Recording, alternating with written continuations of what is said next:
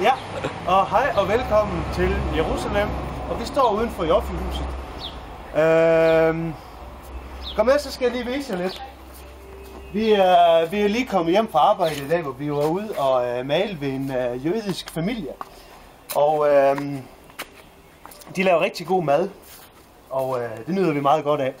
Det er fedt, det er rigtig fedt at være med til at hjælpe Guds folk på den her måde med at være ude og, vi er ude og male for dem hver eneste dag.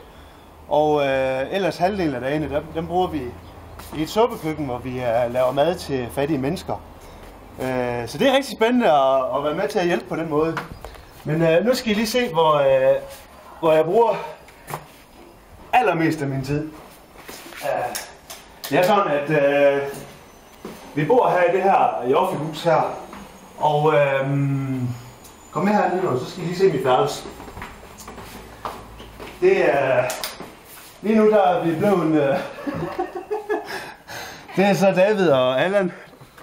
Og vi bor 4 mand herinde på det her ellers rigtig store værelse. Men kom med ind, så skal jeg vise jer, hvor det virkelig sjovt det sker.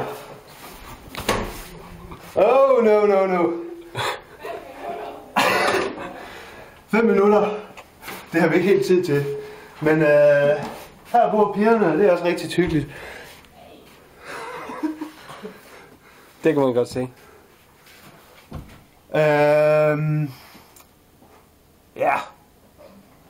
Det er rigtig fedt, og det er godt vejr i dag, og vi skal ned og grille om lidt. Men Guds fred og Guds velsignelse over jer. Hej.